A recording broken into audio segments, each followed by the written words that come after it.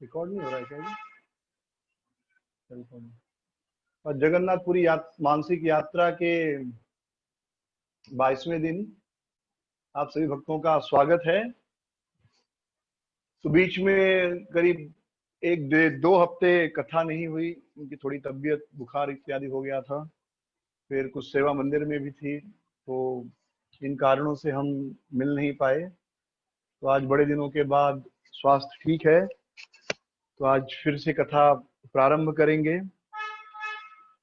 तो काफी दिनों से लगभग 22-21 दिन हम सब जगन्नाथपुरी में मानसिक रूप से वास कर चुके हैं और जगन्नाथपुरी के अलग अलग स्थानों के दर्शन किए। और पिछली बार जब हम मिले थे तो भगवान जगन्नाथ के जो कुछ विशेष भक्त हैं, जैसे भक्त कवि सालवेग, फिर भक्त बलराम दास, और उसके अलावा 2 भक्त और थे कृष्णदास। तो इन भक्तों के बारे में हमने कथा सुनी, रघुदास के बारे में सुनी कथा कि किस प्रकार जगन्नाथ जी उनके साथ कटहल चुराने गए और उनको फंसा के भाग गए। तो इस प्रकार इन कथाओं का उद्देश्य क्या है? इन कथाओं के द्वारा कृष्ण अपने भक्तों में ये संदेश देना चाहते हैं कि वे कोई निराकार नहीं है, बल्कि पूर्ण पुरुषोत्तम भगवान हैं, जिनके अंदर सारी भावनाएं पूर्ण रूप से उपलब्ध हैं। सारी भावनाएं उनके अंदर हैं और भगवान केवल एक विधान करता या दंड करता ना होकर, दंड करता यानी केवल पनिशर जो पनिशमेंट करे, या जो केवल नियम कायदा कानून बनाए, केवल उतना ही ना होकर भगवान उससे भी कहीं ज्यादा एक पूर्ण भावना वाले, सभी भावनाओं से पूर्ण पूर्ण पुरुषोत्तम भगवान हैं। और हास्य भी उनके अंदर उपलब्ध है। हास्य जितने भी रस हैं, चाहे हास्य रस हो, श्रृंगार रस हो, हर प्रकार का रस भगवान के अंदर पूर्ण रूप से उपलब्ध है। और इस प्रकार भगवान समय समय पर, भगवान जब इस प्रकार अपने भक्तों के साथ लीलाएं करते हैं तो हमें बताना चाहते हैं कि उनके साथ हमारा जीवन और ज्यादा सुखमय, और ज्यादा मधुर, और ज्यादा आनंदमय होगा। तो इस संसार में कोई भी व्यक्ति अकेला नहीं रहना चाहता, हम हमेशा किसी व्यक्ति के साथ रहना चाहते हैं। और यही मुख्य कारण है कि व्यक्ति विवाह करता है, संतान उत्पन्न करता है, फिर उन संतानों को भी विवाह करवाता है, तो फिर नाती पोते उनके साथ खेलता है, क्योंकि कोई भी व्यक्ति अकेला नहीं रहना चाहता, क्योंकि अकेले में कोई आनंद नहीं है। तो भगवान भी अकेले नहीं रहते, भगवान ने अपना विस्तार किया, एको बहुश्याम, और अनंत जीवात्माओं के प्रकट किया भगवान ने। और भगवान उन सभी जीवात्माओं के साथ, यानी हम सबके साथ आनंद का आदान प्रदान करते हैं। तो कुछ जीवात्माएं भगवान से ईर्ष्या करके, भगवान से विद्रोह करके इस संसार में आ गई हैं। अब हमें फिर से भगवान से प्रेम प्रकट करके फिर से उनके धाम जाना है। ये सारी जो लीला है, सारा जो प्रपंच है, इस भौतिक सृष्टि की रचना, इतने सारे धाम, फिर इतनी सारी कथाएं, इतने सारे ग्रंथ, पुराण, धर्म, इन सबका एक ही उद्देश्य है कि हम भगवान के प्रति प्रेम उत्पन्न करके उनके धाम जा सकें। तो चाहे वृंदावन यात्रा हो, चाहे श्री जगन्नाथपुरी क्षेत्र की यात्रा हो, चाहे किसी भी धाम की यात्रा हो, उद्देश्य एक ही है, भगवान की कथा सुनना। क्योंकि उस धाम में भगवान कुछ कथा करते हैं, कुछ लीला करते हैं, तो उन लीलाओं के बारे में सुनना, और धीरे धीरे सुनते सुनते भगवान के प्रति हमारे मन में प्रेम प्रकट हो जाए, यही मुख्य उद्देश्य है। तो आज हम भगवान के, जो कि जगन्नाथ जी से विशेष रूप से आसक्त थी, तो हम उन भक्तों के बारे में चर्चा कर रहे हैं जो जगन्नाथ जी का जो स्वरूप है, जगन्नाथपुरी में जो जगन्नाथ जी का स्वरूप है, कृष्ण का स्वरूप है, उनसे जो विशेष रूप से आसक्त थे, उन भक्तों की चर्चा कर रहे हैं। तो आज हम और एक विशेष भक्त, जो कि राजकुमारी थी विष्णु प्रिया, उनके बारे में चर्चा करेंगे। तो ये जयपुर के राजा जय सिंह देव नामक राजा की पुत्री थी। तो एक बार ऐसा हुआ कि राजा जय सिंह अपनी रानी चंद्रवती के साथ उड़ीसा भ्रमण करने के लिए गए। तो जो उड़ीसा के राजा थे, उन्होंने जय सिंह को अपने यहाँ पर बुलाया था कि आप हमारे यहाँ पर आइए और हमारा उड़ीसा घूमिए। तो राजा जय सिंह उड़ीसा गए, और जब वो उड़ीसा गए तो उड़ीसा में आप गए और जगन्नाथ जी के दर्शन न किए तो ये तो अधूरा हो गया उड़ीसा यात्रा। तो उड़ीसा गए और उन्होंने वहां पर पुरी में जगन्नाथ, बलदेव और सुभद्रा देवी के दर्शन किए, और वहां पर उन्होंने जगन्नाथ के पंडाओं द्वारा, जगन्नाथ के पुजारियों द्वारा जो जगन्नाथ का महाप्रसाद है उसकी महिमा सुनी। तो एक पुजारी, उन्होंने राजा रानी को बिठाया और उन्हें बड़े सुंदर तरीके से जगन्नाथ जी की महिमा का वर्णन किया, और जो जगन्नाथ जी का महाप्रसाद है उस महाप्रसाद का, उस महाप्रसाद की महिमा का वर्णन किया कि कैसे जगन्नाथ जी का महाप्रसाद विशेष विशेष अति विशेष है। तो उन्होंने बताया कि सबसे पहले ये प्रसाद जगन्नाथ जी को भोग लगता है, और जगन्नाथ जी को भोग लगने के पश्चात वही प्रसाद विमला देवी को भोग लगता है, और तब जाकर वह महाप्रसाद बनता है।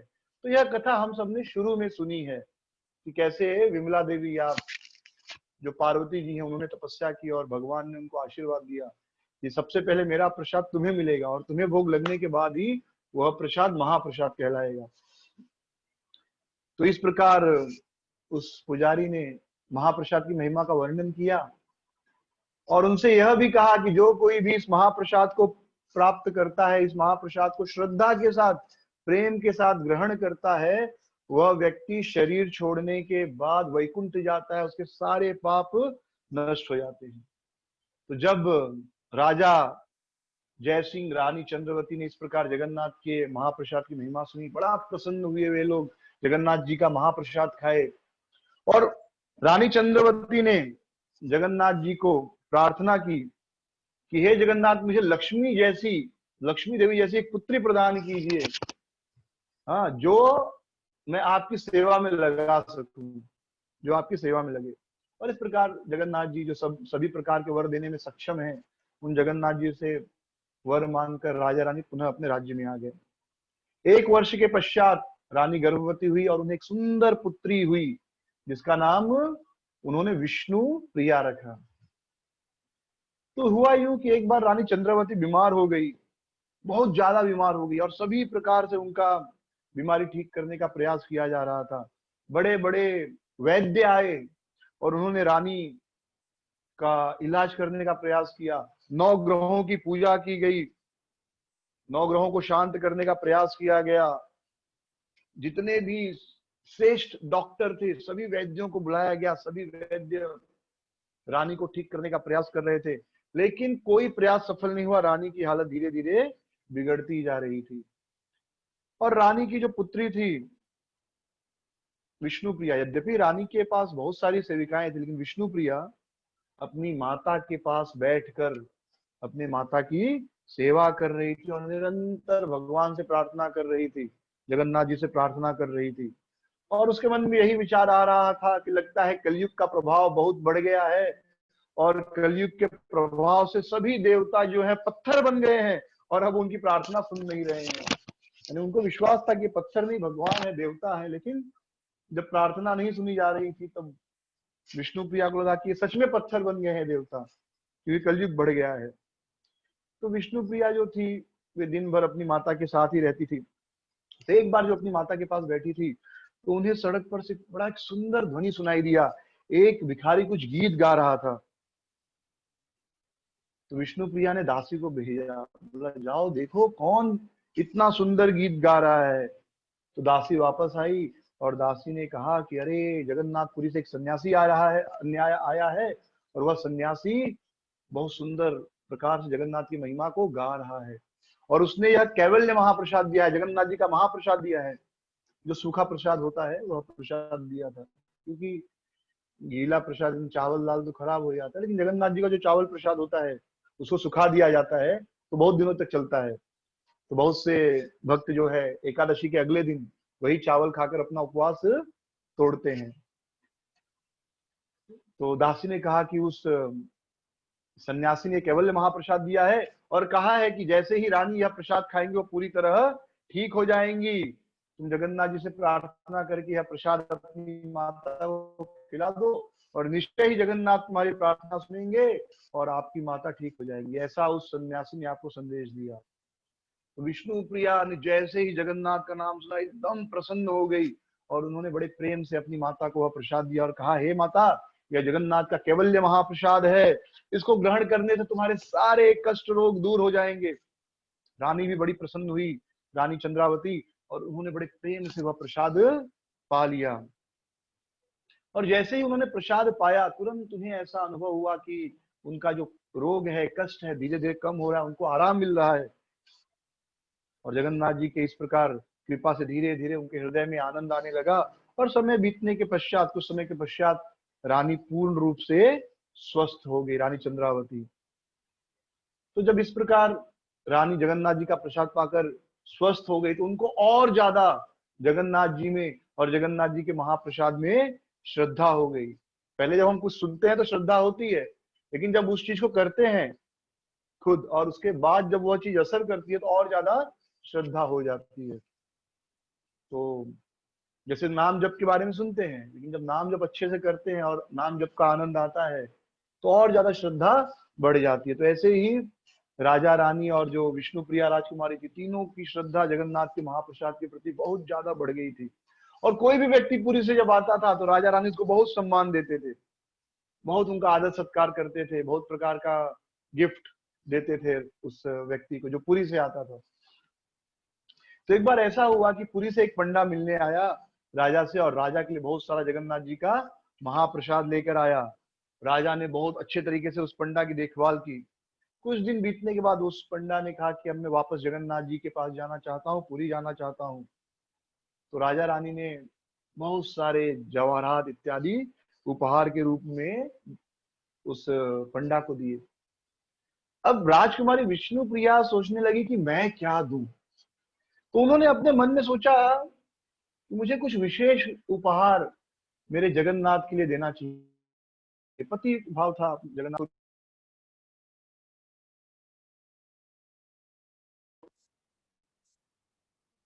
होगी तो फिर भाव ही प्रकट होगा ना। लक्ष्मी के तो शाश्वत स्वामी है जगन्नाथ।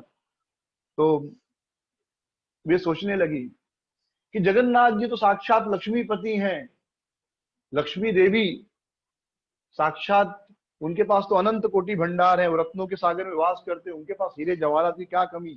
तो मैं अगर कुछ हीरे जवाहरात, कुछ उपहार भेजूंगी, तो जगन्नाथ थोड़े उससे प्रसन्न होंगे। मैं कुछ ऐसा दूं जो जगन्नाथ के पास नहीं है। फिर उन्होंने कहा कि मैं स्वयं को जगन्नाथ को अर्पित कर देती हूँ, मैं अपने आप को जगन्नाथ जी के चरण कमलों में अर्पित कर देती हूँ, क्योंकि मैं केवल उनके पास नहीं, बाकी सब कुछ उनके पास है। और एकदम सत्य है, भगवान के पास किसी चीज की कमी नहीं है। अगर उनके पास कुछ कमी है तो केवल हमारी है। हम हमारे विरह में है भगवान। तो अगर आपने गोप कुमार की कथा सुनी होगी, बहुत बार ये कथा हम सबने कही और सुनी है। तो जब गोप कुमार पहली बार वैकुंठ पहुंचे, तो भगवान विष्णु बहुत प्रसन्न हुए, गोप कुमार को गले लगा लिए और कहे, अरे मैं कब से तुम्हारा इंतजार कर रहा था, कितने जन्मों से तुम्हारा इंतजार कर रहा था। और हर जन्म में जब तुम जन्म लेते थे, तो मैं सोचता था कि इस जन्म में तुम मेरी भक्ति करके मेरे पास आओगे, इस जन्म में मेरी भक्ति करके मेरे पास आओगे, लेकिन तुम हमेशा संसार के चक्कर में पड़े रहे, कभी मेरे पास नहीं आए।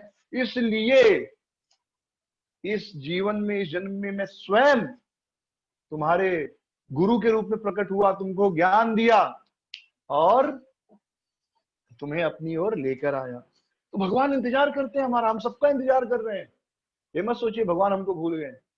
अगर भगवान हमारा इंतजार नहीं कर रहे होते, भगवान हमको नहीं चाह रहे होते, तो क्यों इतना सारा तामझाम, भगवान क्यों हमें इतनी सारी सुविधा देते कि हम उनके बारे में सुनकर उनके प्रति प्रेम प्रकट कर सकें। तो राजकुमारी विष्णु प्रिया के मन में भी यही भाव आया, और उन्होंने कहा कि मुझे तो अपने आप को जगन्नाथ को समर्पित करना है। और ऐसा विचार करके विष्णु प्रिया ने एक कलम, सुनहरा कलम से, सोने की कलम से, एक भुजपत्र, एक प्रकार का पत्ता होता है, उस पे जगन्नाथ जी को एक पत्र लिखा। तो उन्होंने कस्तूरी, कस्तूरी होता ना, उसको मसल कर एक विशेष प्रकार की स्याही बनाई, इंक बनाया, और उस पत्र को एक डिब्बे में रख दिया, और वह डिब्बा पंडे को दे दिया, और उनसे विनती की कि वह डिब्बा केवल जगन्नाथ जी के हाथ में देना, जगन्नाथ जी के चरणों में देना, और किसी को मत देना। और साथ में उस विष्णु प्रिया ने सोचा कि भाई पुजारी इतना मेहनत करके मेरा गिफ्ट जगन्नाथ जी के लिए लेकर जाएगा, वजन ढोएगा मेरा, तो उन्होंने एक सोने की मुद्रा भी दी, पारितोषिक, मेहनताना, रिम्यूनरेशन, ये भी आप लेकर जाइए।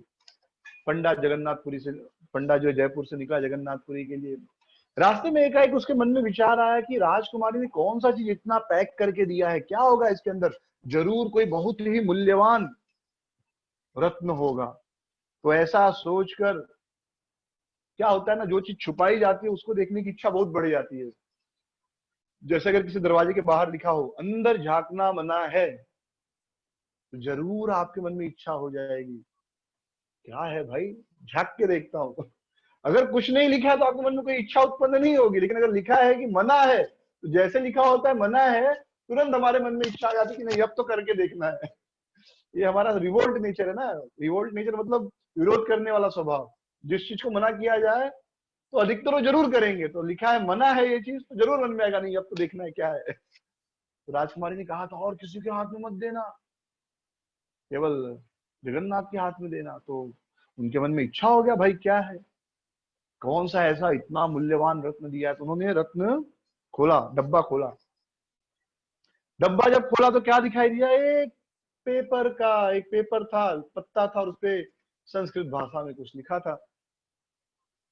तो उस पंडा ने सोचा, क्या राजकुमारी ने जगन्नाथ जी के लिए क्या एक पत्ते पर कुछ लिख कर दिया है। जगन्नाथ जी इतने बड़े स्वामी है, विश्व के ब्रह्मांड के, अनंत कोटि ब्रह्मांड के स्वामी है, इसका कोई वैल्यू नहीं, और कौन सा राजकुमारी देखने आएगी कि मैंने यह उपहार दिया कि नहीं। और ऐसा सोच के उन्होंने वह उपहार फेंक दिया।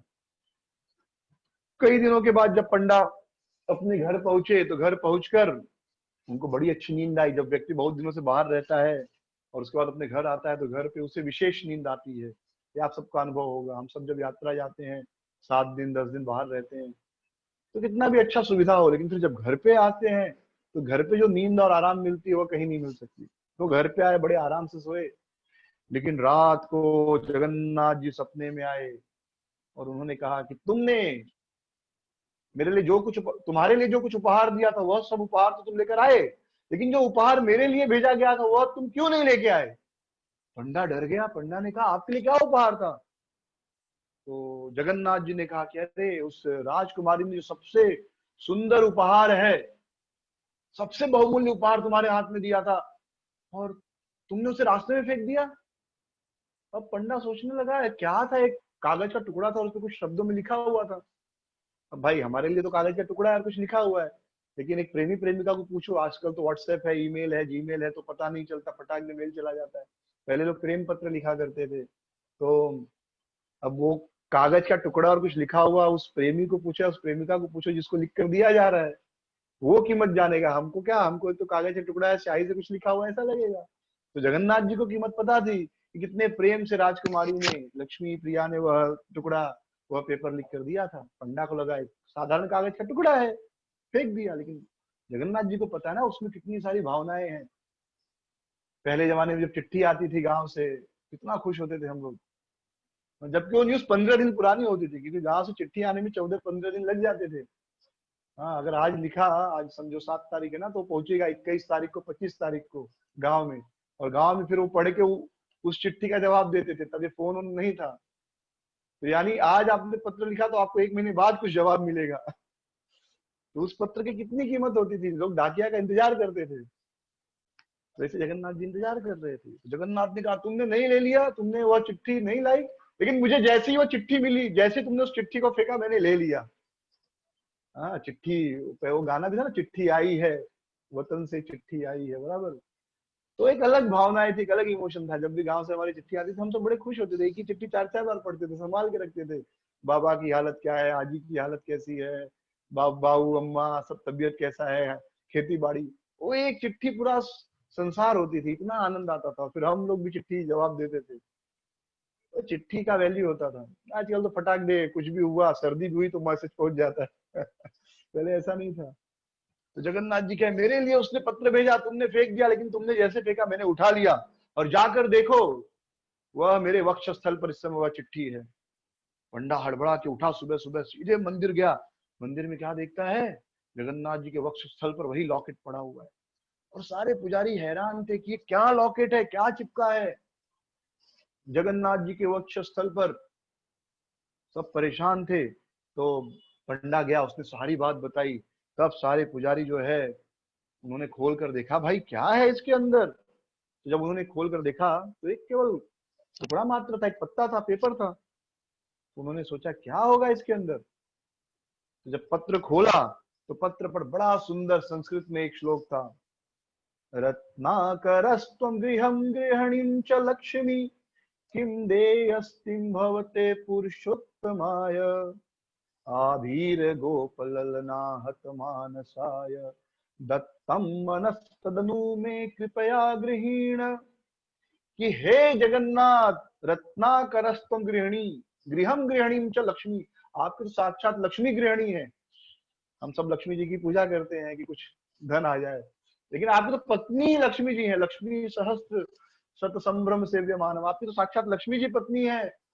आपके पास धन भंडार की क्या कमी है, मैं आपको क्या दे सकती हूँ। आप तो क्षीर सागर में वास करते हैं, और सागर को क्या कहते हैं, रत्नाकर, यानी सारे प्रकार के रत्न आभूषण सागर के अंदर हैं। जब समुद्र मंथन हुआ तो एक से एक कौस्तुभ मणि, जो शिव जी जो चंद्र पहनते, वो चंद्र अमृत तक उस सागर से आया, लक्ष्मी जी उस सागर से प्रकट हुई, इसलिए सागर को रत्नाकर कहते हैं। तो आपके पास क्या कमी है, लेकिन मैं आपको अपना मन दे रही हूँ। गोपियों ने आपका मन चुरा लिया, गोपियों ने आपका मन चुरा लिया, और आप जब द्वारका चले गए तो गोपियों ने आपका मन चुरा लिया, आपका मन तो वृंदावन में रह गया। इसलिए इस समय आपके पास मन नहीं है केवल, क्योंकि आपका मन तो वृंदावन में। इसलिए मैं मेरा मन आपके चरणों में अर्पित कर रही हूँ, कृपया इसे स्वीकार कीजिए। तो ये थे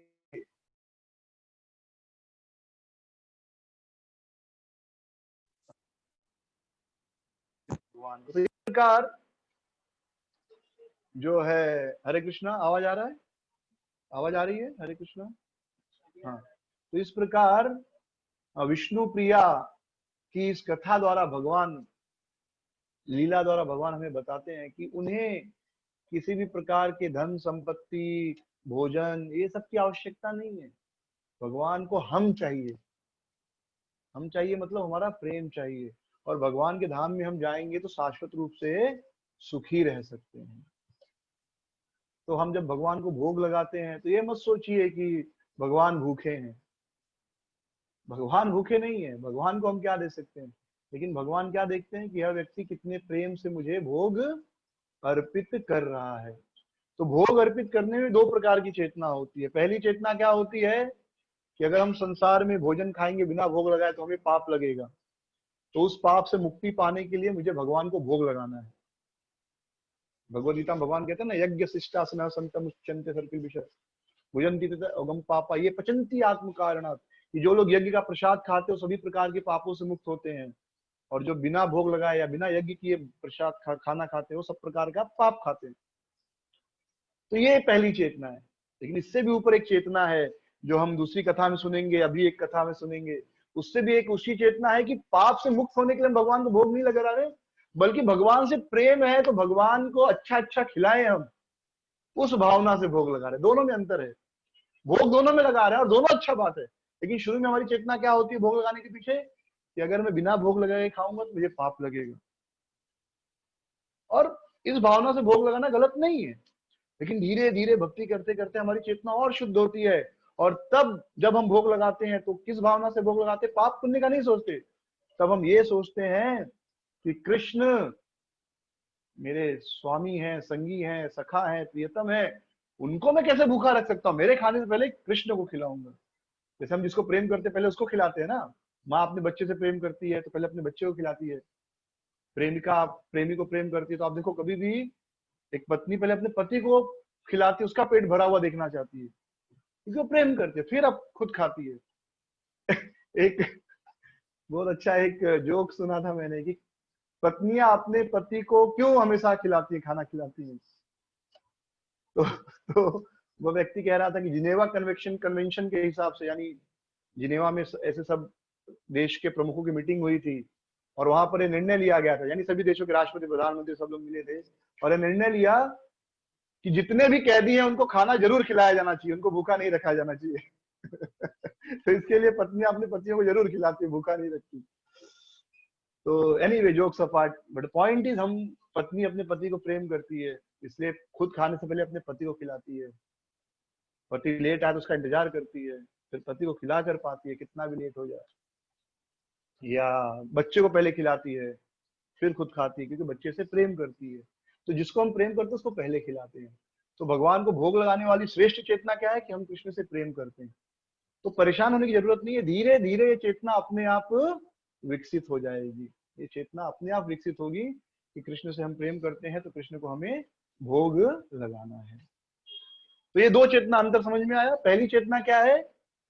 पहली चेतना है कि अगर हम भगवान को भोग नहीं लगाएंगे और बिना भोग लगाए खाएंगे तो हमें पाप लगेगा, और जिसको पापी व्यक्ति सुखी नहीं रह सकता। ये पहली चेतना है, और इसी से हम भक्ति का शुरुआत करते हैं। ये सब सुन के हम भगवान को भोग लगाते हैं।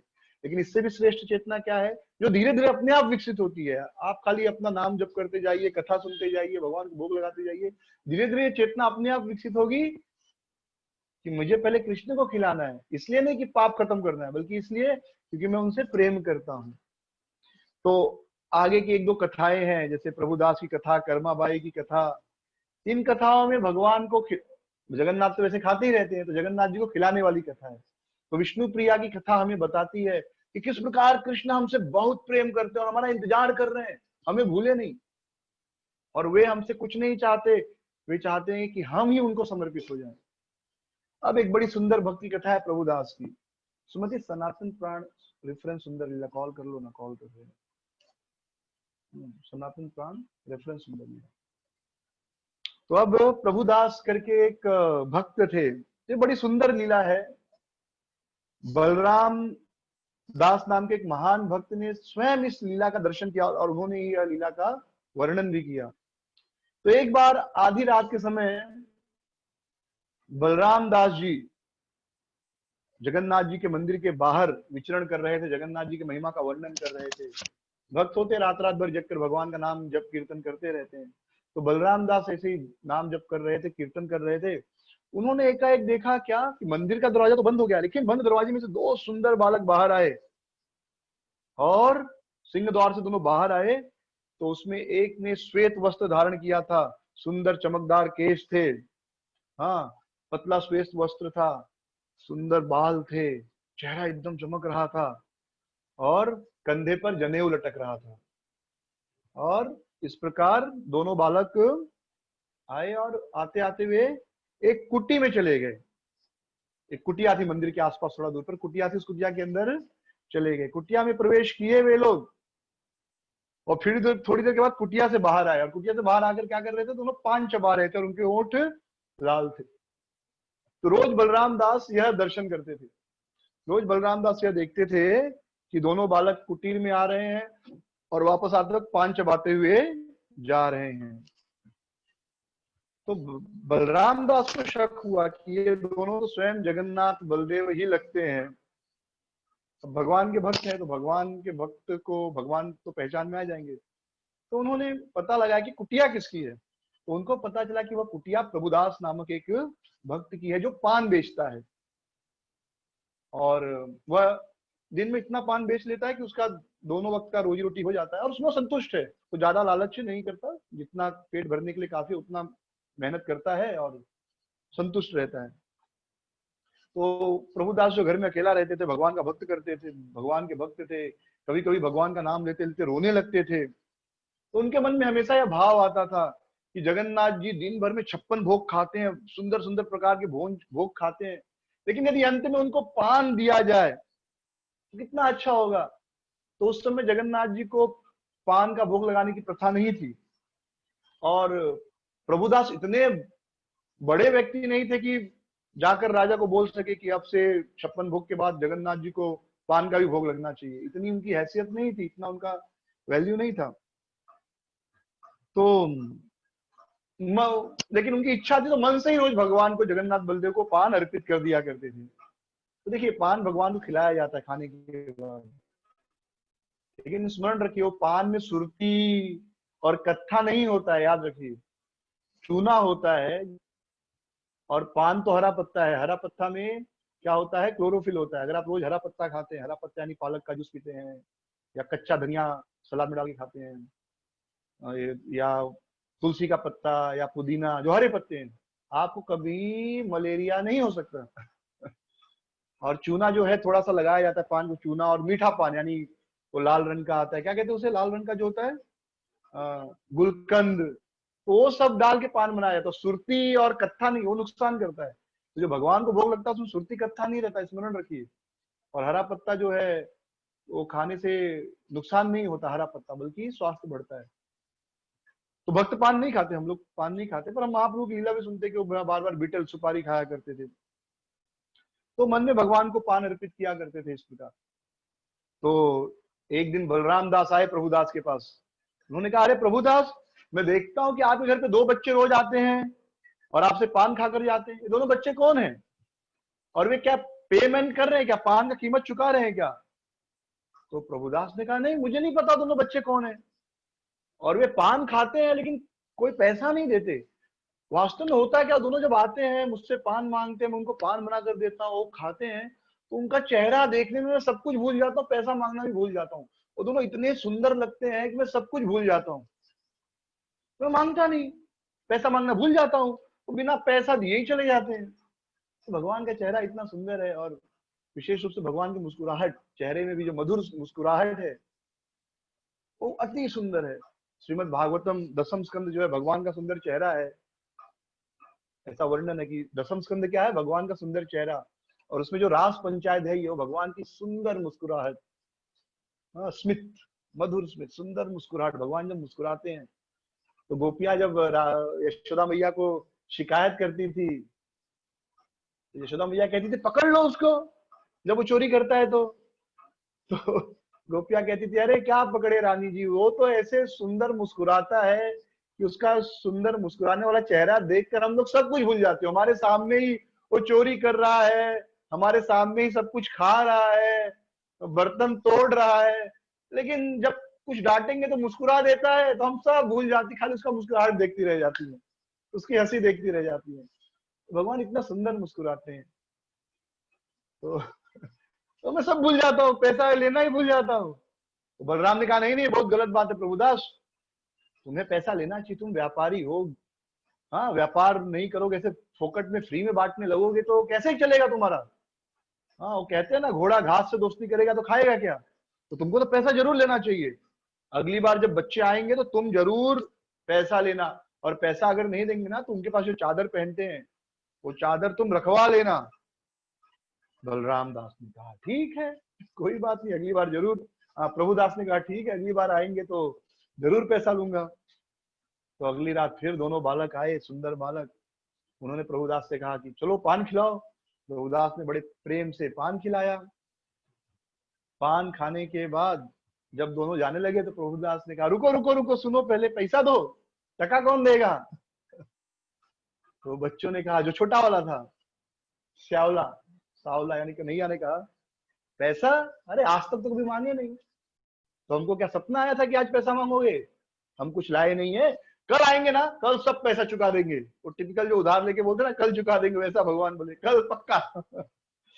प्रभुदास ने कहा, नहीं नहीं, तुम दोनों जवान बच्चे हो, जवान लड़के हो, कल से आओगे नहीं, मुझे मालूम है। तो एक काम करो, तुम्हारी चद्दर रख दो, हाँ ये रख दो, क्या मॉर्गेज के रूप में रख दो, फिर जब पैसा दोगे तो लेके जाना। दोनों बच्चों ने कहा ठीक है। तो दोनों बालकों ने वो चद्दर रख दी और चले गए। फिर अगले दिन जब सुबह जगन्नाथ जी का मंदिर खुला, ऑल्टर खुला, तो सेवकों ने क्या देखा, भगवान का उतरी है ही नहीं, जगन्नाथ जी का और बलदेव जी का उतरी ही नहीं है। जो संध्या के समय जो बड़ वेश श्रृंगार हुआ था, जो शाम को होता है रात को, उसमें भगवान को ये उतरी का चद्दर जो था वो चद्दर गायब है। तो जगन्नाथ जी, तो सेवकों ने कहा, अरे ये चद्दर चोरी कैसे हो गया? कोई चोर चोरी किया होगा। नहीं, चोर अगर चोरी करेगा तो चादर क्यों चोरी करेगा? चोर चोरी करेगा तो जो जगन्नाथ जी के सुंदर सुंदर आभूषण है, महंगे महंगे स्वर्ण से बने हुए आभूषण, सोने चांदी के, वह चोरी करेगा। ये चादर तो इतनी महंगी नहीं थी, चादर क्यों चोरी करेगा? नहीं नहीं, ये कोई चोर नहीं होगा, ये बहुत कुछ तो सीक्रेट बात है, कोई तो बहुत बड़ा रहस्य है। तो सभी पुजारियों ने, जो मुख्य पुजारी थे, उन्होंने राजा को यह सूचना दी। तो राजा ने कहा कि आप पुजारी लोग का ही गलती है, इतनी अशुभ घटना हुई है, ये पुजारी जिन्होंने कुछ ध्यान नहीं ठीक से दिया, इनको दंड मिलना चाहिए। और सभी पुजारियों को गिरफ्तार करने का आदेश दे दिया। सभी पुजारियों को गिरफ्तार करो, जेल में डाल दो, कारागार में डाल दो। तो उसी समय बलराम दास घटना स्थल में आ गए। बलराम दास जो ये घटना देखे थे, और उन्होंने बताया कि राजा, ये काम सेवकों का नहीं है, उनकी गलती नहीं है।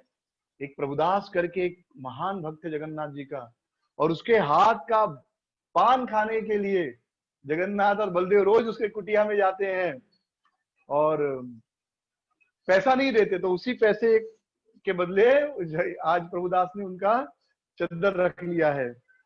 और यह आपको लग रहा है चोरी है, पर है चोरी नहीं। जगन्नाथ ने अपनी इच्छा से अपना चादर वहां रखा है। और इससे यह भी पता चलता है कि जगन्नाथ जी पान खाना चाहते हैं। भगवान से बड़ा रसिक कोई नहीं है, ठीक है, इतना स्मरण रखिए। भगवान से बड़ा शौकीन कोई नहीं हो सकता। हाँ, भगवान शौक रखते हैं पान खाने का, अलग अलग प्रकार के व्यंजन खाने का, नाचने का, गाने का, सुंदर बाल रखने का। केशव नाम है भगवान का। भगवान से ज्यादा सुंदर बाल किसी का नहीं हो सकता। भगवान से ज्यादा सुंदर कपड़ा कोई नहीं पहन सकता। जब कृष्ण बलराम वृंदावन में जाते थे गाय चराने, तो खुद भी जो वहां पर वृंदावन में वन में जो फूल मिलते थे और जो मिनरल यानी अलग अलग प्रकार की मिट्टी मिलती थी, उनसे वो अपना श्रृंगार किया करते थे। और उनके सखा भी उनका श्रृंगार किया करते थे। मैया तो उनको श्रृंगार करके भेजती थी, उसके अलावा एक्स्ट्रा श्रृंगार किया करते थे। तो भगवान जो है रसिक है, शौकीन है। वो अपना श्रृंगार करना, अपने बालों को सुंदर तरीके से सजाना, भगवान से बड़ा शौकीन कोई नहीं हो सकता। सभी शौक जो है भगवान से ही आते हैं। हाँ, तो परम भगवान ही तो भगवत्ता है ना उनकी, हर चीज है। भगवान के सुंदर बाल, सुंदर श्रृंगार, भगवान एकदम बढ़िया से बढ़िया कपड़ा पहनते हैं भगवान। हाँ, हम लोग क्या कपड़ा पहनेंगे? भगवान जो कपड़ा पहनते हैं उसमें रत्न आभूषण लगे होते हैं। आपको पता है बालाजी का जो ड्रेस होता है जन्माष्टमी का 8 करोड़ का होता है। कितने का? 8 करोड़ रुपए का ड्रेस होता है। 8 करोड़ रुपए का ड्रेस जो जन्माष्टमी के दिन पहनते हैं बालाजी। कोई क्या पहनेगा?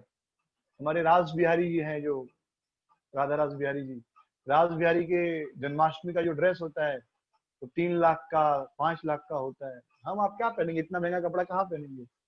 भगवान वो भी सस्ता है भगवान के लिए। भगवान के लिए क्या है? तो बालाजी 8 करोड़ का ड्रेस पहनते हैं जन्माष्टमी के दिन। सारे रत्न आभूषण हीरे जवाहरात जड़े होते हैं। तो भगवान है ना। तो भगवान को पान खाने की इच्छा है। तो जब प्रतापरुद्र ने सुना तो बड़ा खुशी हुआ राजा को।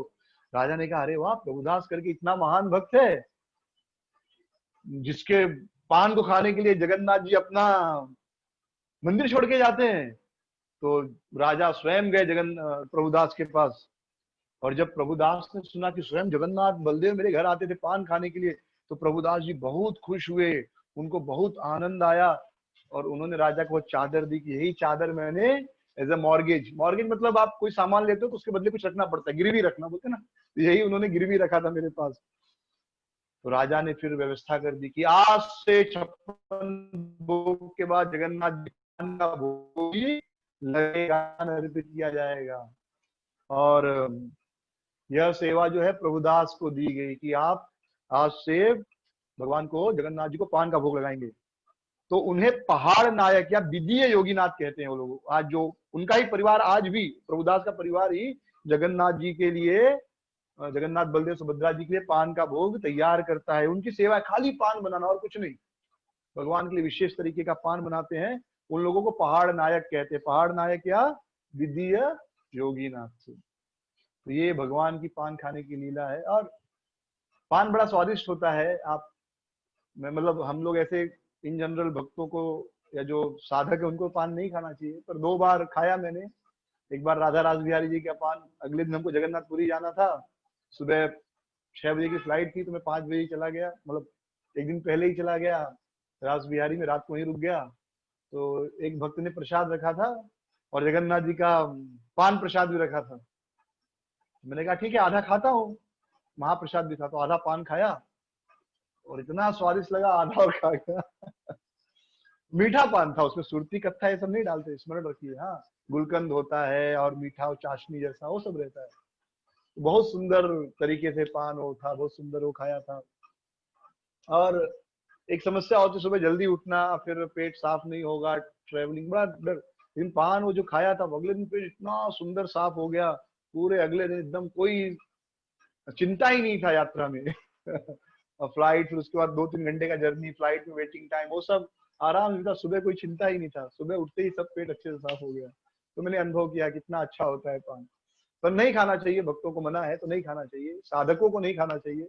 बाकी भगवान के भक्त तो खाते रहते हैं। जो वृंदावन में देखेंगे तो बहुत से भक्त खाते हैं, मतलब जो इस्कॉन के नहीं है पर बाहर वाले। और दूसरा, एक बार पान खाया, इस्कॉन में आने के बाद की बात कर रहा हूँ, राधा श्याम सुंदर मंदिर में हम लोग गए थे दर्शन के लिए। तो पान का बेड़ा मिला तोड़, तो एक इतना बड़ा मान लो, तो सबको तोड़ तोड़ के सब, बाकी भक्त भी खाए और मैं भी इतना पीस खाया था।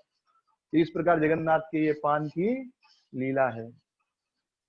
अब एक और जगन्नाथ की बड़ी सुंदर महान भक्त हुई, लांदी माता करके।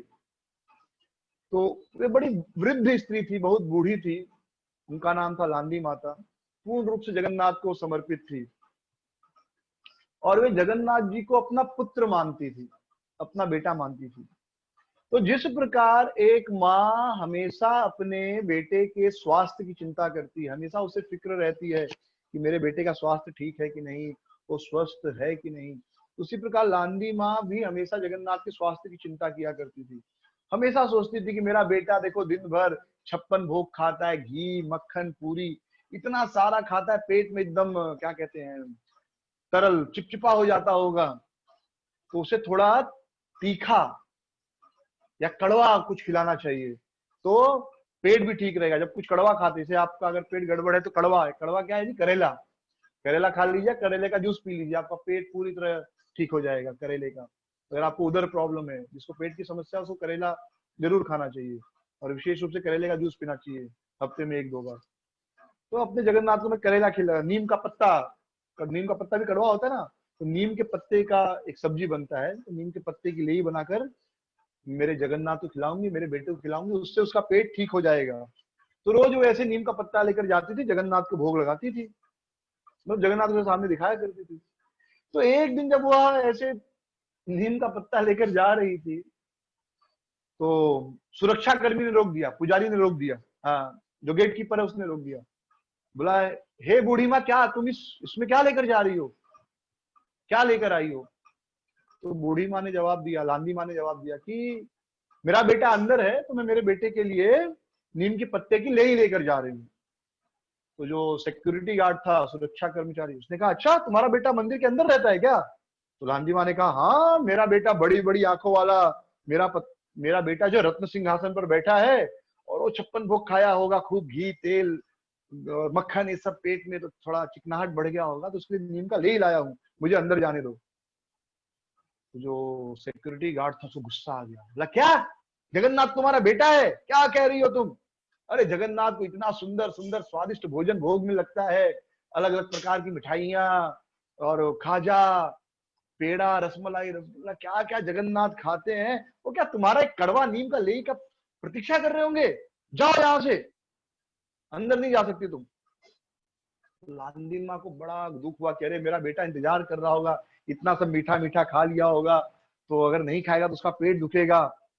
लेकिन कर्मचारी ने जाने नहीं दिया।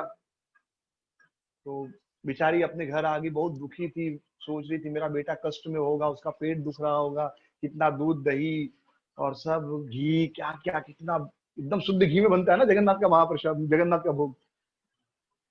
तो लांदी माँ का इतना विरह था, तो जगन्नाथ जी स्वयं प्रकट हो गए लांदी माँ के घर। और जैसे जगन्नाथ आए, घर में एकदम उजाला प्रकट हो गया और लांदी माँ एकदम खुश हो गई। और जगन्नाथ जी कहते मैया, मेरा पेट बहुत दुख रहा है, आज बहुत मिठाई खाई मैंने, बहुत स्वादिष्ट स्वादिष्ट मिठाई बनी थी, बहुत मिठाई खा ली, ओवर ईटिंग कर लिया आज। पेट बहुत दर्द कर रहा है, थोड़ा सा नीम का ले ही दो, हर बार देती थी, थोड़ा नीम का ले ही दो, खाऊं तभी पेट ठीक होगा, नहीं तो बहुत दुख रहा है। जगन्नाथ हम रो रहे थे, जल्दी दो। तो लांदी माँ खड़ी हो गई ले ही लेकर, और जगन्नाथ जी को देने जा रही थी, जगन्नाथ जी तब तक अदृश्य हो गए। वो भी तो कम क्या कहते हैं, शरारत नहीं करते ना, शरारती है ना वो भी। वो अदृश्य हो गए। इधर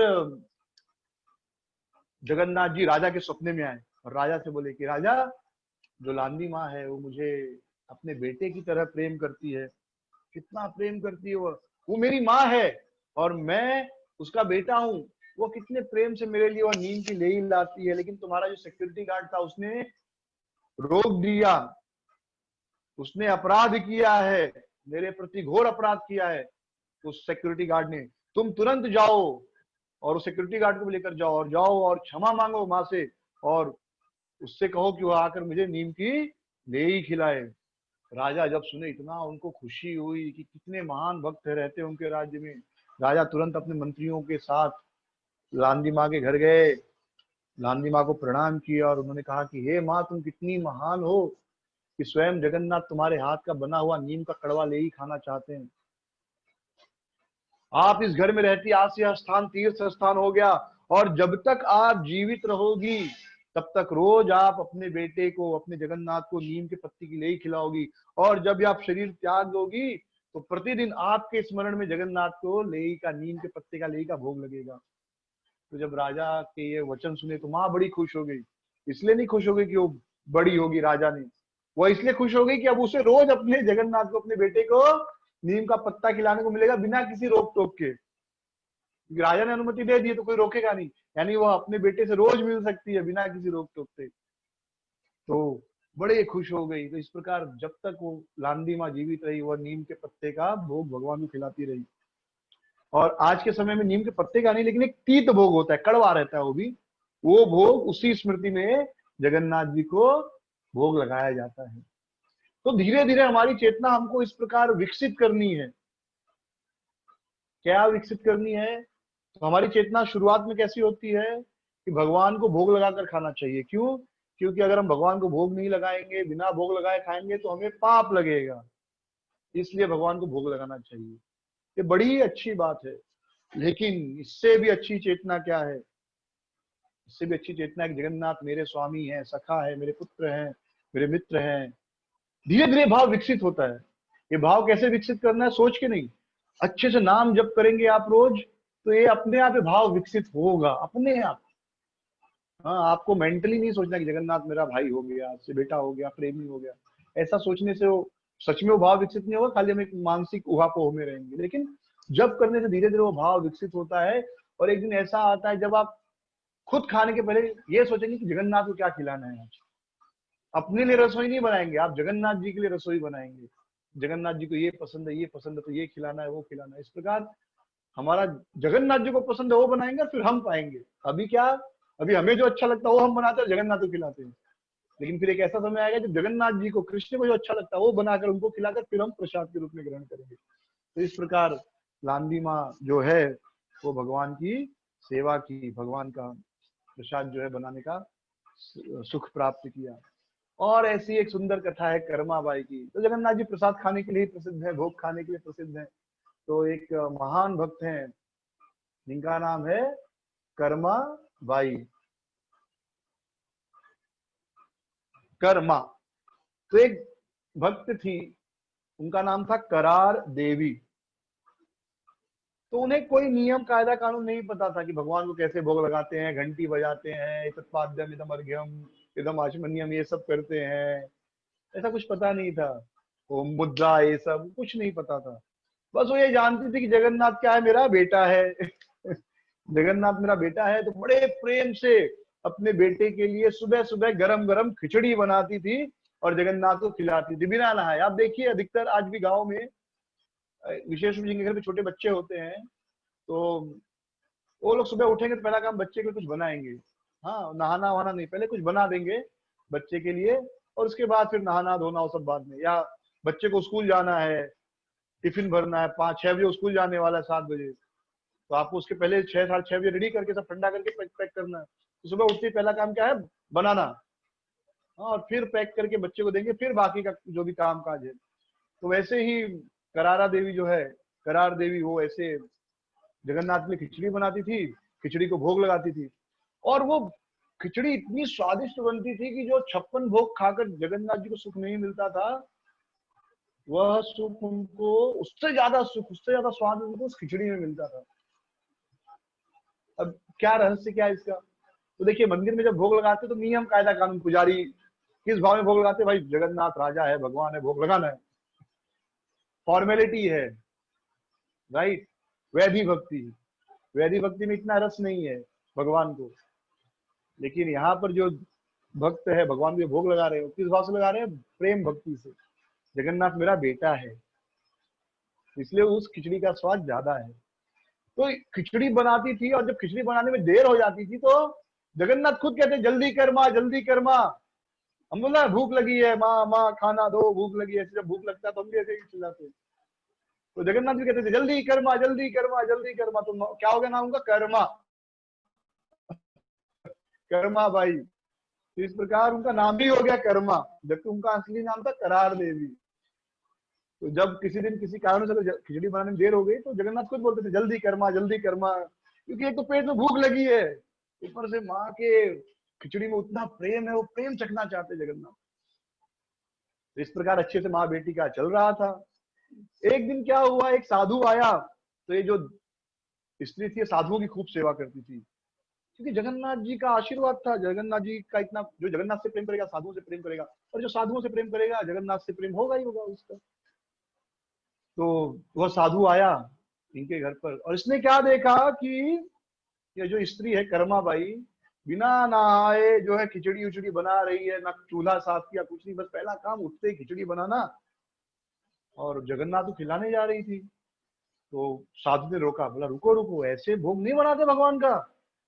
हाँ, वो साउथ इंडियन वैष्णव थे, जैसे हम लोग जब नया नया भक्त बनते हैं ना, बहुत सारा कानून बनाते हैं, ये बराबर नहीं, वो बराबर नहीं। गृहस्थों को बहुत सारा बताते, ये मत करो ऐसे। ये भूल जाते कि भाई उनके घर में छोटे बच्चे हैं, तो वहाँ का अलग जरूरत है। हाँ, कुछ लोग होते हैं बिना मतलब बच्चे रो रहे हैं लेकिन नहीं, आज हम खाना नहीं बना सकते क्योंकि मतलब स्त्रियां हैं। पहले जमाने में एक परिवार में बहुत से लोग होते थे, 4 5 10 लोग, 2 4 स्त्रियां होती थी। तो अगर एक व्यक्ति, एक स्त्री रजस्वला है, अपने मासिक धर्म में है, तो दूसरी स्त्री बना देती थी। अब जिस घर में एक ही स्त्री है और मासिक धर्म में है, तो हम नहीं बनाएंगे, बच्चों को भूखा रखेंगे, तो ऐसे बच्चे जो है नाराज हो जाते हैं, बच्चे बहुत विपरीत भाव में आ जाते हैं। तो साधु सिखाने लगे नहीं ऐसे नहाना चाहिए, ये करना हो चाहिए, वो करना चाहिए, पहले अपने आप को साफ करो, घर द्वार साफ करो, किचन साफ करो। तो माँ ने कहा ठीक है। अगले दिन पूरा नियम बना करो, नहा वहाने कर दिया, आज नहा वहा कर अच्छे से करके भोग बनाऊंगी। जगन्नाथ जी टाइम पे आ गए खाने के लिए। अब जगन्नाथ जी आए तो उन्होंने क्या देखा कि माँ तो भी नहाने गई है। बोले ठीक है, मंदिर जाता हूँ, फिर थोड़ी देर में आता हूँ। फिर आकर देखे तो स्त्री जो है, मतलब उनकी माँ जगन्नाथ की, वो सब चूल्हा उल्हा साफ कर रही थी, बर्तन वर्तन सब शुद्ध कर रही थी, जो भी विधि विधान। और साधु बता रहा था ऐसे करो वैसे करो। जगन्नाथ जी को बड़ा गुस्सा आया साधु के ऊपर, लेकिन कुछ बोले नहीं, चले गए। फिर वापस आए तो देख रहे कि भाई अभी तक तो कुकिंग शुरू नहीं हुआ है। फिर चले गए, साधु को टेढ़े आंख से देखे, चले गए। साधु को बड़ा गुस्सा आया उनको, हाँ, एकदम टेढ़ी नजर से देखे साधु के ऊपर, चले गए। वापस आए तो देख रहे माँ खिचड़ी बना रही है, और एक तो जोर से भूख लगी थी उनको।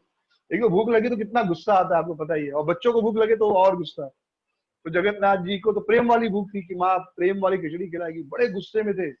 इतना घूर घूर के साधु को देख रहे थे कि जला देंगे।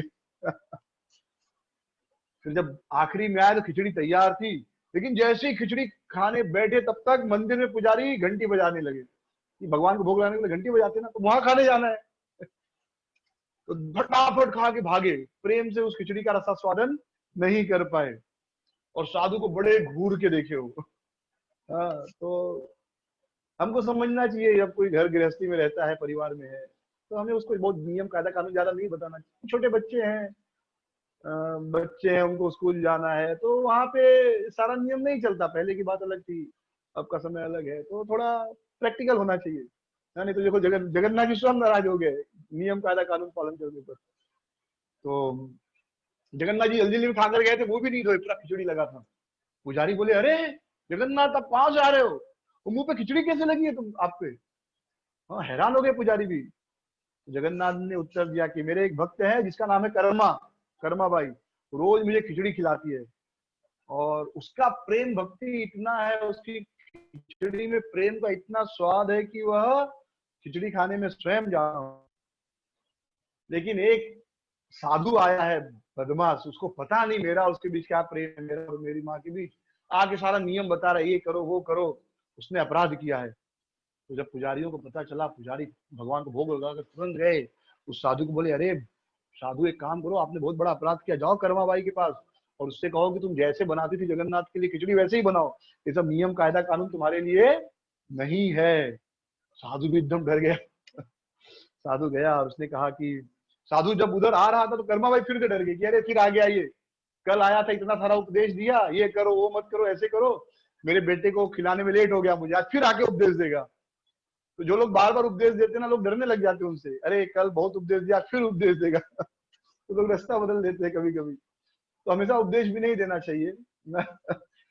तो साधु आया, साधु ने कहा अरे माता मुझे माफ करो, आप ये जो नियम कायदा कानून है मेरे जैसे सामान्य ब्राह्मण के लिए, आप जैसे महान भक्त के लिए कोई नियम नहीं है।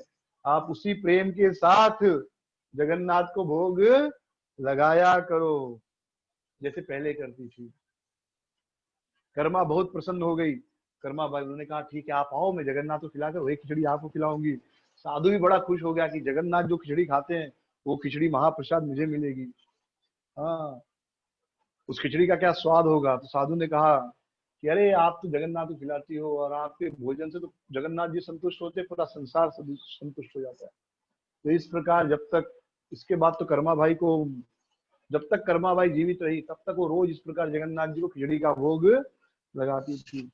और जिस दिन कर्मा बाई ने शरीर त्याग किया, कहते जगन्नाथ जी की आंखों से आंसू आए, पूरे दिन जगन्नाथ जी रोते रहे और कोई भोग नहीं स्वीकार किए उस दिन। क्योंकि पुजारी जब भोग लगाते हैं तो कुछ विधि है, उनको पता चलता है कि भगवान खा रहे कि पानी में कुछ तो देखते हैं, मतलब ऐसा मैंने सुना है, कितना सत्य है मुझे नहीं पता, पर कुछ तो विधि है। तो पानी में देखते हैं, हाथ में पानी लेकर, अगर उस पानी में भगवान का परछाई आए मतलब भगवान ने खाया, अगर परछाई नहीं आ रहा मतलब भगवान भोग स्वीकार नहीं कर रहे। तो ऐसी कुछ विधि है। तो उन्होंने कहा अरे आप भगवान आज भोजन नहीं खा रहे हैं। तो सब राजा के पास गए। तो राजा ने स्वयं जगन्नाथ से प्रार्थना की, जगन्नाथ आप क्यों आज भोग स्वीकार नहीं कर रहे हैं। तो जगन्नाथ ने कहा, पहले जगन्नाथ जी तो कुछ बोले ही नहीं, एकदम दुखी थे, खूब रो रहे थे, आंखों से आंसू आ रहे थे। बाद में जगन्नाथ ने कहा कि आज मेरी माँ नहीं है, अब मुझे खिचड़ी कौन खिलाएगा, मेरी माँ चली गई, मुझे खिचड़ी कौन खिलाएगा। तो राजा ने कहा कि आपने अपनी माँ को अपने धाम में बुलाया है, आपने क्यों उनको शरीर त्यागाया इधर।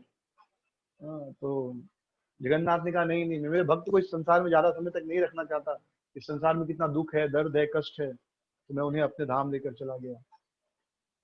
तो राजा ने कहा कि जितना प्रेम कर्मा बाई आपकी माँ आपसे करती थी, कर माँ आपकी माँ आपसे करती थी, उतना प्रेम तो हमारे अंदर नहीं है, लेकिन आपके माँ की स्मृति में रोज आपको खिचड़ी का भोग अर्पित होगा। और उसी समय से भगवान जगन्नाथ जी को 56 भोग अर्पित करने के पहले खिचड़ी का भोग अर्पित करते हैं। और भोग लगाने के पहले क्या कहते हैं, ये है कर्मा की खिचड़ी। सोचिए, ये भक्त का मानता है कि उसे खिचड़ी खाने के लिए जगन्नाथ जी आते हैं। इतना इतना प्रेम भक्तों का होता है हृदय में भगवान के लिए। तो आप सब जो जो भी मायापुर गए होंगे, मायापुर में आप सबने वो देखा होगा। अगर आप मायापुर में गए होंगे राजापुर, तो राजापुर में जो खिचड़ी भोग लगती है जगन्नाथ को, तो वो हंडी जब बाहर आती है शाम को 6 बजे के करीब, या सुबह सुबह भी 12 बजे जो राजभोग लगता है, मेरे ख्याल से शायद हर बार खिचड़ी जरूर लगती, बाकी आइटम भी लगते हैं। तो खिचड़ी आप लेंगे ना, इतनी स्वादिष्ट होती है, मन करता है पूरा हांडी दे दे पुजारी, वो जो प्रसाद बांटने वाले रहते हैं। लेकिन उनको भी सबको बांटना है तो एक ही बार देंगे। हाँ, एक ही बार देंगे। आप बोलोगे 2-3 चम्मच दो तो 2 चम्मच, बहुत जिद करोगे तो 2 चम्मच दे देंगे, उससे ज्यादा नहीं देते। तो 1 चम्मच में इतना आता है, 2 चम्मच में इतना हो जाता है, इतना स्वादिष्ट लगता है। तो भक्त लोग क्या करते हैं, जिनको विशेष लोभ होता है खिचड़ी खाने का, जो कभी कभी जाते हैं, तो लोग क्या करते हैं, एक बार खाएंगे फिर हाथ धो के आएंगे, फिर कहेंगे तो बहुत स्वादिष्ट खिचड़ी बनती है, क्योंकि बहुत प्रेम है। जगन्नाथ जी हमेशा स्मरण करते हैं उस खिचड़ी को। तो ये थी माता कर्मा बाई। ऐसी माता को प्रणाम है, ऐसे भगवान को प्रणाम है। ये भक्त है, ये भगवान है, ऐसा भगवान कहाँ मिलेगा। हाँ, हमारे भगवान वो नहीं जो खाली पापियों को दंड दे, सजा दे, नरक में हमेशा जलाते रहे। हमारे भगवान तो प्रेम करने वाले भगवान है, और प्रेम ही भगवान है, शुद्ध प्रेम। और सभी प्रकार की जो प्रेम है, चाहे वो माता पिता का प्रेम हो, भाई भाई का प्रेम हो, सखा मित्र का प्रेम हो, भाई बहन का प्रेम हो, प्रेमी प्रेमिका का प्रेम हो, सारे प्रेम जो है भगवान में पूर्ण मात्रा में उपलब्ध है। भगवान के अंदर वो प्रेम नहीं हो तो हमारे अंदर वो प्रेम कहाँ से आए, वो भावना कहाँ से आए। क्योंकि भगवान ही क्या है, जन्मादि यश्यतः, भगवान से ही सब कुछ प्रकट होता है। तो वह प्रेम भी भगवान में है। तो इस संसार में हर आदमी माता पिता का प्रेम चाहता है, पत्नी का प्रेम चाहता है, प्रेमिका का प्रेम चाहता है, दोस्त का प्रेम चाहता है, भाई बहन का प्रेम चाहता है। हर प्रेम का एक अलग रस है ना, एक अलग आनंद है हर प्रेम में। और ये सारा प्रेम उस जगन्नाथ में है, उस कृष्ण में है। और एक आखिरी कथा करेंगे एक जगत सेठ करके एक भक्त की, और उसके बाद कथा आज विश्राम लेंगे और फिर कल मिलेंगे। तो एक जगत सेठ करके एक धनी व्यक्ति थे, बहुत धनी व्यक्ति, हैदराबाद में रहते थे। तो उस समय हैदराबाद तो नाम नहीं रहा होगा, उस समय का क्या नाम था हैदराबाद का पता नहीं, आज का हैदराबाद। तो वहां से जगन्नाथ जी के वो मिलने आए थे, जगन्नाथ के महान भक्त थे। तो जगन्नाथ के दर्शन के लिए पुरी आए, और जब जगन्नाथ के मंदिर में प्रवेश किए तो उन्होंने जगन्नाथ जी के पंडित से कहा कि आपको मैं 1 लाख रुपया देता हूँ, इस 1 लाख रुपए का आप भोग लगाइए जगन्नाथ को, एक दिन में पूरा 1 लाख खर्चा होना चाहिए। ये आज की बात नहीं है, ये आज से 500-600-700 साल पहले की बात है। उस समय 4 पैसे लीटर दूध मिलता था। कितना पैसा लीटर? 4 पैसा लीटर।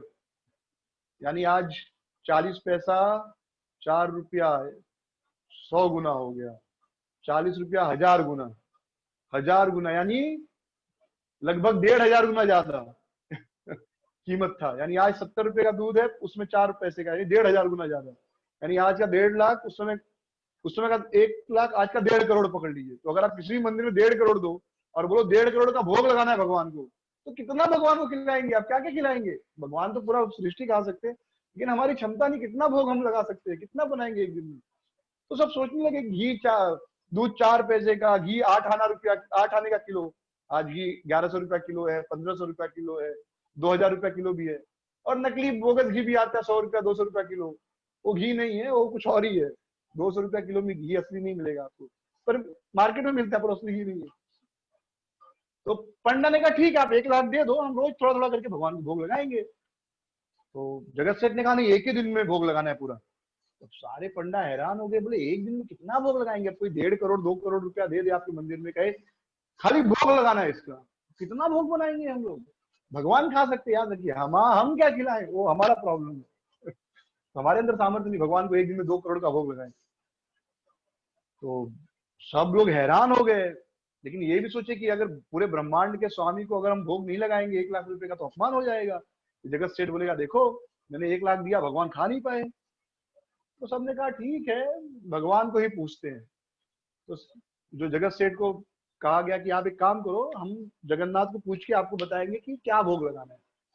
जगत सेठ ने कहा ठीक है। वो भी खुश हुए कि चलो जगन्नाथ जी अपना मनपसंद वस्तु बोलेंगे। वो भी भक्त था, याद रखिए, ऐसा नहीं कि वो कोई घमंड से आया था। उसकी इच्छा थी कि एक दिन में 1 लाख का भोग लगाना है मुझे, उसका भी प्रेम है। तो पुजारी जो है मंदिर में सोया रात को जगन्नाथ जी सपने में आए। पुजारी ने कहा कि अरे वो सेठ आया, 1 लाख रुपया दान दे रहा है, क्या भोग लगाएं हम लोग? नहीं भोग लगाएंगे तो आपकी बदनामी होगी। तो जगन्नाथ ने कहा कि जाकर उस सेठ से कहो कि मुझे एक बीड़ा पान खिला दे पहले, उसके बाद जो भोग लगाना लगाएगा। पंडा और हैरान, बोला एक पान तो कितना सस्ता है, वो तो दूध से भी सस्ता है। एक पान खाएंगे, बहुत अच्छा पान तो 50 रुपए का, 100 रुपए का, कुछ स्पेशल पान होगा 5000 का, आज के समय में आता है। तो पान तो बहुत सस्ता वस्तु है, पान में इतना खर्चा कैसे होगा? तो भगवान समझ गए पंडा क्या सोच रहा है। तो भगवान ने कहा कि देखो, रोज आप मेरे पान में सामान्य नॉर्मल चूना लगाते हो, लेकिन जगत सेठ से कहो कि मुझे जो गज मोती है, गज मोती यानी हाथी के मस्तक पर जो मोती मिलता है, उस मोती को मसल कर उसका चूर्ण बनाकर वो चूना लगाकर मुझे खाना है पान, ऐसा पान बोलो उसको खिलाने के लिए। तब पंडा बहुत खुश हो गया। पंडा ने जाकर बताया जगत सेठ को कि भगवान को गज मोती के चूने वाला पान खाना है।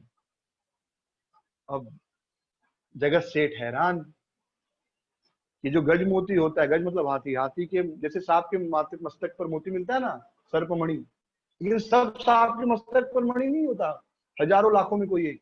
वैसे हजारों हजारों हाथियों में कोई एक हाथी के मस्तक पर मणि मिलेगा, मतलब बहुत महंगा है, लाखों करोड़ों कीमत होगी।